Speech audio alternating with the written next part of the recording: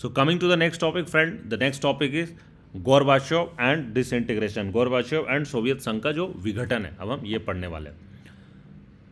Mikhail गोरबाचोव, है ना, नाम याद रखिएगा, मिखाइल गोरबाचोव, ये बहुत फेमस पर्सनालिटी थे। Who had become general secretary of the Communist Party of Soviet Union in 1985।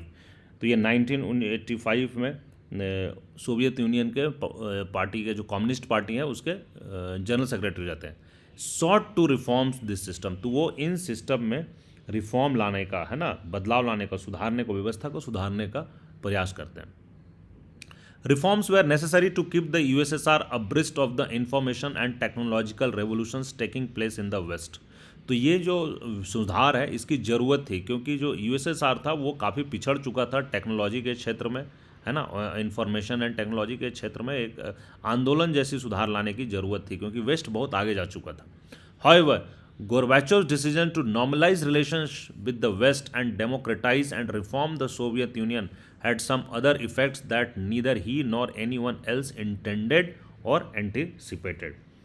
तो जो गोरबाचोव थे ना, वो उन्होंने पश्चिम के देशों के साथ अपने संबंध को सामान्य बनाने का कोशिश में थे, सोचे, है ना। उनकी सोच थी कि सोवियत संघ को लोकतांत्रिक रूप देने का सोच था और वो वहाँ सुधार करने का फैसला किया।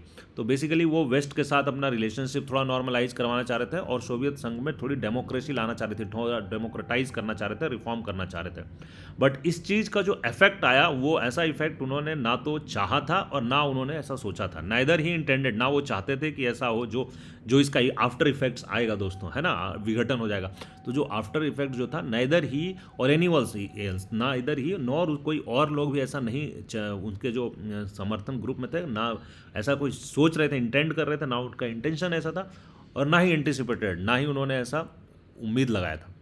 The people in the East European countries which were part of the Soviet bloc started to protest against their own governments and Soviet control. तो जो लोग थे ईस्ट यूरोपियन कंट्रीज़ के जो लोग थे, है ना, वो वहाँ के जो लोग थे वो खुद ही अपने खेमे से खुश नहीं थे और वो अपनी सरकार और सोवियत नियंत्रण के विरोध में आ गए, प्रोटेस्ट करने लगे। So unlike in the past, the Soviet union under Gorbachev did not intervene when the disturbances occurred and the communist regimes collapsed one after another. तो जो पहले क्या होता था कि पहले भी थोड़ी प्रोटेस्ट होती थी, तो जब पहले प्रोटेस्ट होती थी तो सोवियत यूनियन उसको आके दबा देता था, क्रश कर देता। बट मिखाइल गोर्बाचेव ने उसमें इंटरवीन नहीं किया, है ना, और उन्होंने इस तरह की गड़बड़ियों में कोई हस्तक्षेप नहीं किया। तो इससे क्या हुआ, पूर्व यूरोप की जो साम्यवादी सरकारें थी वो एक के बाद कोलैप्स हो गई, गिर गई। These developments were accompanied by a rapidly escalating crisis within the USSR that hastened its disintegration. तो सोवियत संघ के बाहर हो रहे इन परिवर्तनों के साथ साथ अंदर भी संकट गहराता जा रहा था और इससे सोवियत संघ की विघटन की गति और तेज हो गई। तो ये सब बाहर हो रहा था, अभी सोवियत ब्लॉक के बाहर जो ईस्टर्न यूरोप के कंट्रीज थे उसमें हो रहा था, बट उसका इम्पैक्ट सोवियत ब्लॉक के अंडर वाले क्षेत्र में भी होने लगा।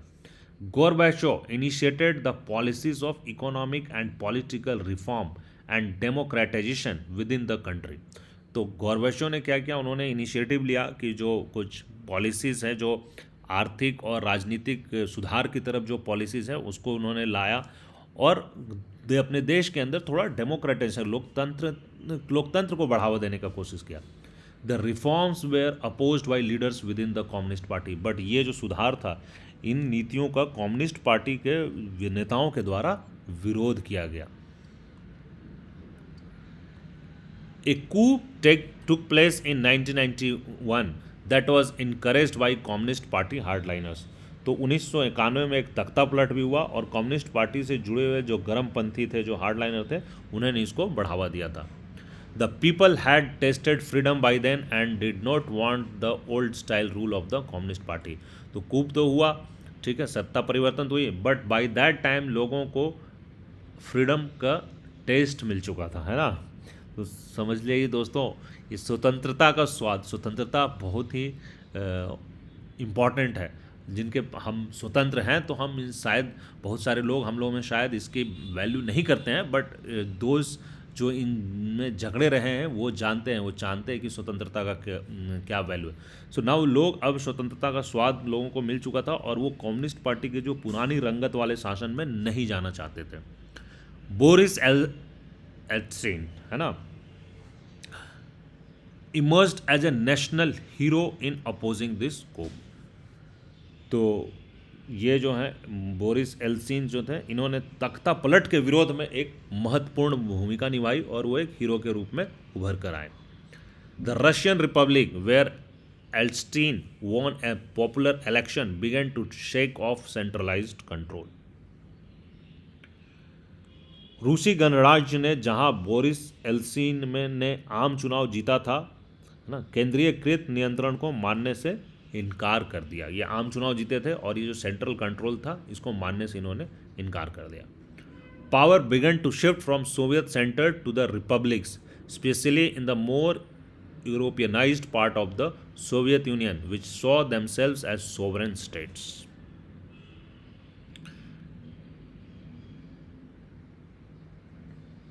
तो सत्ता जो था वो मास्को से, है ना, अब मास्को से गणराज्यों की तरफ खिसकने लगी, जो और भी रिपब्लिक्स थे उनकी तरफ खिसकने लगी। ऐसा खासकर सोवियत संघ के उन भागों में हुआ जो ज़्यादा यूरोपीकृत थे और अपने को संप्रभु राज्य मानते थे, जो अपने आप को थोड़ा सोवरेन स्टेट्स मानते थे, उनमें ये ज़्यादा हुआ। The Central Asian republics did not ask for independence and wanted to remain with the Soviet federation. तो जो सेंट्रल एशियन रिपब्लिक्स थे, है ना, जो मध्य एशियाई के गणराज्य थे, उन्होंने अपनी स्वतंत्रता की मांग नहीं की। ये आश्चर्यजनक बात थी, वो सोवियत संघ के साथ ही रहना चाहते थे। ये बात याद रखिएगा, republics did not ask for independence and wanted to remain with Soviet federation.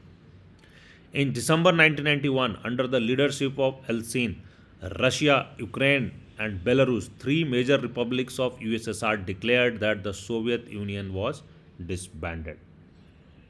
तो सन 1991 में दिसंबर में एल्त्सिन के नेतृत्व में सोवियत संघ के तीन बड़े गणराज्य, है ना, तीन बड़े गणराज्य रशिया, यूक्रेन एंड बेलारूस, है ना, दे डिक्लेयर्ड दैट सोवियत यूनियन को डिसबैंड कर दिया गया है। सोवियत संघ की समाप्ति की घोषणा कर दी गई।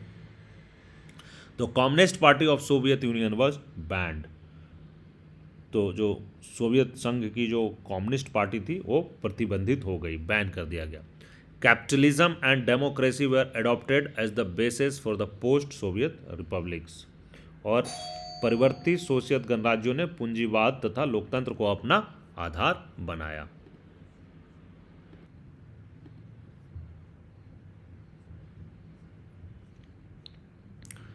The declaration on the disintegration of USSR and formation of Commonwealth of Independent States came as a surprise to other republics, especially to Central Asian ones, है ना।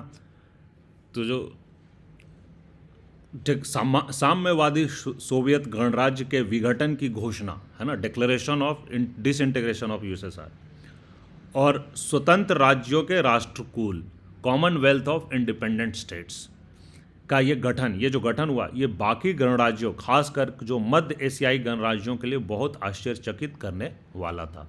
Commonwealth of independent states, it was a surprise to the other republics, खास करके Central Asian ones.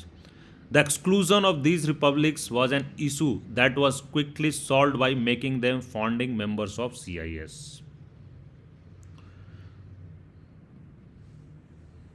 तो ये गणराज्य अभी स्वतंत्र राज्यों के राष्ट्रकूल से बाहर थे, है ना, ये राज्य अभी स्वतंत्र राज्यों के राष्ट्रकूल से बाहर थे। इस मुद्दे को तुरंत हल कर लिया गया, इन्हें राष्ट्रकूल का संस्थापक सदस्य बना दिया गया। So Russia was now accepted as the successor state of the Soviet Union. और जो रूस को, जो रशिया को सोवियत संघ का उत्तराधिकारी राज्य स्वीकार कर लिया गया। It inherited the Soviet seat in UN security council, है ना, और सोवियत संघ ने जो बेसिकली रूस जो था, सोवियत संघ की जो सीट थी सुरक्षा परिषद में, वो रूस को मिल गई। Russia accepted all the international treaties and commitments of the Soviet Union. तो सोवियत संघ ने जो भी अंतर्राष्ट्रीय करार और संधियां की थी, उन सब को निभाने का जिम्मा अब रूस का था। It took over as the only nuclear state of the post-Soviet space and carried out some nuclear disarmament measures with the US. तो सोवियत संघ के विघटन के बाद जो एक समय में पूर्ववर्ती गणराज्यों के बीच एकमात्र परमाणु शक्ति संपन्न देश का दर्जा सिर्फ रूस को मिला। तो रसिया को वो मिला कि ये न्यूक्लियर स्टेट रहेगा, बाकी नहीं रहेंगे। सो इसने क्या किया, इसने अमेरिका के साथ मिलकर परमाणु निशस्त्रीकरण की दिशा में कुछ कदम उठाया, डिसआर्मामेंट measures. The old Soviet union was दस डेड एंड बरीड। तो जो सोवियत संघ अब नहीं रहा, वो दफन हो चुका था।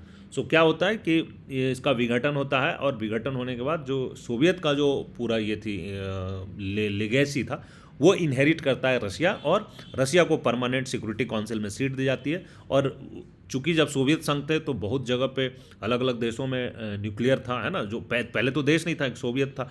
तो यूएसएसआर के अंदर अलग अलग क्षेत्रों में, लाइक यूक्रेन में भी आपको मालूम होगा कि बहुत ज़्यादा न्यूक्लियर वेपन्स थे।